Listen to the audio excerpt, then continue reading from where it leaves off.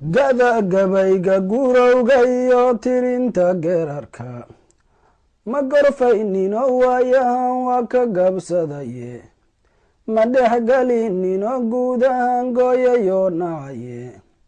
ha yeeshee giban maahiyaan garaasha dheerayne galxareed sidii baan ahongoydi ka yaabayno gada gabay gugaygo yar buu gulay furay galabtana waxaan doonayaa inaan ku geeraro ama gurkan kala talsha wiilka geelay haddii aad go-aan qaadato gurba aad damacdo inta aadan galinba gudbooniyaad gorfaysaye ood gunteeda barta waxaad damacday gelowe ninkii ka guweyniyo ninkii garaasha ka dherle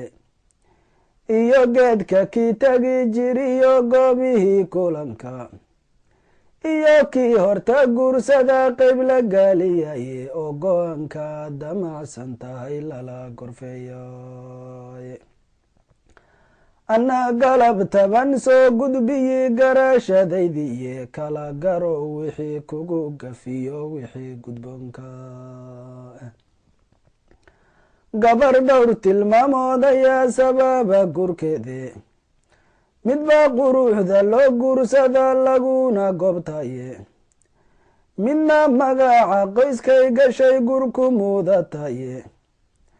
midna gunuda ay haysatu ka gala damace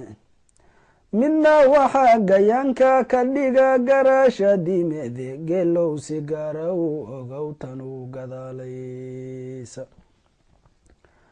gurigaagayay gelin hadday gabaari dimbesho gayaankaaga mahee ka durugibi ahanteedu gaduudkeeda how waraag inay gurku mudanayso garyarihii iyo laafyaha haddayin galab carowgeeda gada gabayga gurowga iyo tirinta geerarka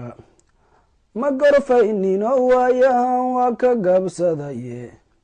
ma dhexgalinino guud ahaan gooyayo nacaye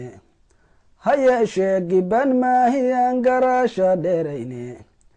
galxareed sidii baan ahongoydi ka yaabayno gada gabay gugaygo yar buu gulay furay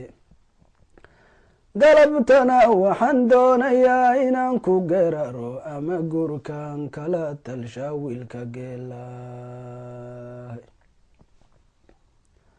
haddii aad go-aan qaadato gurba aad damacdo inta aadan galinba gudbooniyaad gorfaysaye ood gunteeda barta waxaad damacday gelowe ninkii ka guweyniyo ninkii garaasha ka dherle iyo geedka kii tagi jiriyo goobihii kulanka iyo kii horta guursada qayb la